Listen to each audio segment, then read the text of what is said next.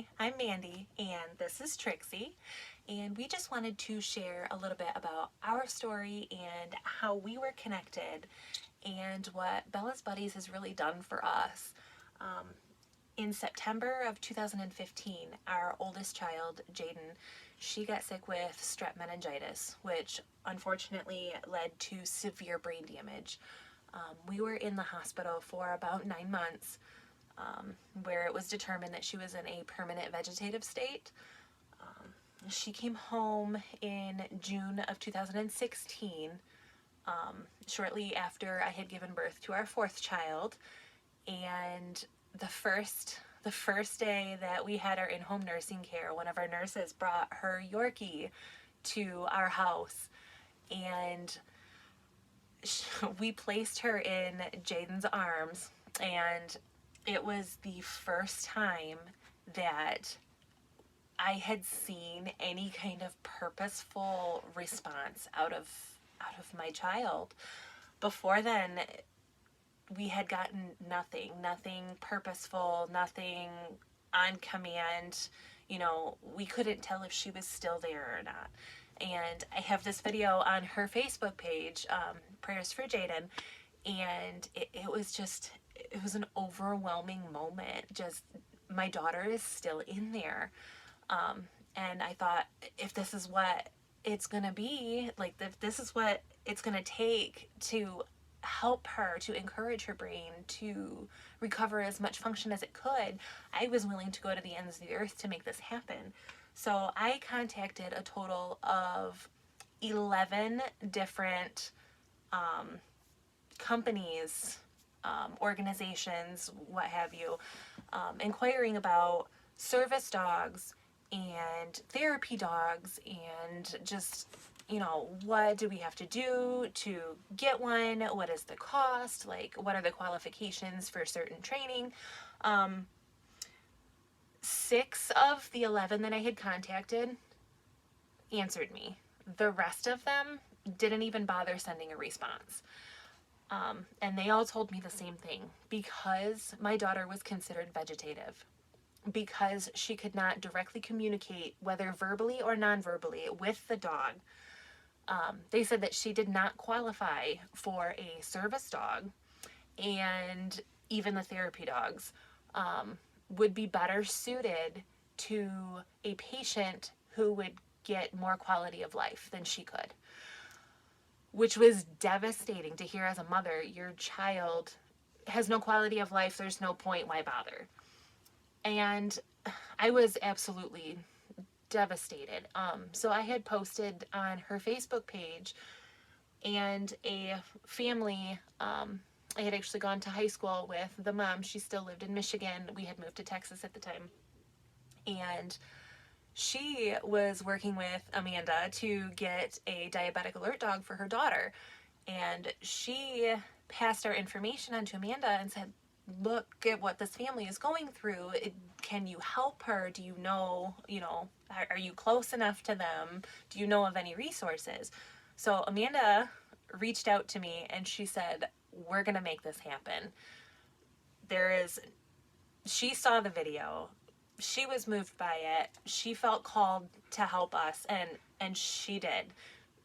The next litter that they had, she picked the best puppy that she thought was going to be good for Jade to be trained for her.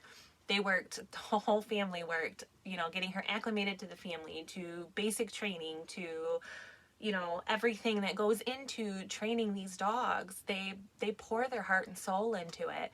And they were doing everything to train Trixie for Jade, so that we had her, Jade had her to help her get through everything that she was going through. So in November of 2016, Jaiden was granted a Make-A-Wish trip, and her wish, she had always begged to go to Disney World. We're a young family. We started very young, and so financially, going to Disney World wasn't in the cards immediately. And so Make-A-Wish granted that trip for her, and unfortunately, the night that we arrived in Orlando at Give Kids the World, Jaiden passed away in her sleep in the early hours of the morning. And I mean, we were devastated. And Amanda contacted me and she said, you know, it's Trixie's training is still ongoing, but do you want her? She said, we can meet you at the Dallas airport. We can drive, you know, all the way to you. They were, I think, 4 or 5 hours away from us at that point. Or we can hold on to her and complete the training that we were planning on doing and kind of go from there. And, you know, we all kind of agreed that, no, I think the family needs her for that emotional support and that therapy. And, you know, this is Jade's dog and we don't have Jade anymore. So, you know, let's just have Jade's dog. So they drove all the way from Buffalo, Texas to Snyder, Texas, to our daughter's celebration of life. And they brought Trixie and they brought Bella, and, you know, they had the emotional support dogs there, and people got to love on them, and we got to love on Trixie, and it was amazing. And over the next, I would say 2 years after our daughter had passed, Trixie was an amazing emotional support for my surviving children, for my husband. I was quite a bit disconnected and shut down from everything that we had gone through. So Trixie and I didn't bond the way an emotional support animal would bond with, you know, their owner. But somewhere along the line, Trixie and I trained each other. I always say we trained each other. She picked up naturally on her own my cues for panic attacks, my anxiety levels, even my OCD tendencies. I have obsessive compulsive disorder, and I have tendencies, repetitive tendencies that I do. And she picks up on those, and she does distraction techniques and tactile intervention, and to interrupt those circles that I go through. And in the middle of a panic attack, we had worked with a PTSD trainer for a little while, and we were able to train her in deep pressure therapy. So when I'm in the middle of a full-blown panic attack in public, which is really hard to pull out of, let alone everybody around you staring, you know, she's able to climb up on me and give me that pressure that I need to reground me and pull me back out. You know, 18 months ago, I weighed 300 pounds. I didn't leave my house other than to take my kids to school and back. I lost touch with everyone and everything.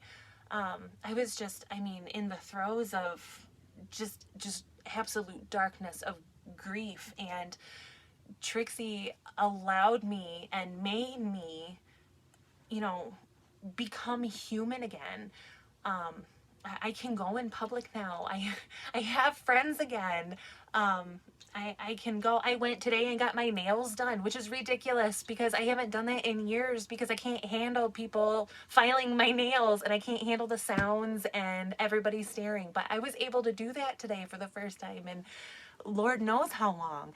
And it's just amazing, and just the steps that we had to go through just to get turned down by all of these other organizations. And Amanda, the second that she heard, you know, what had transpired, she was like, no, we're gonna make this happen.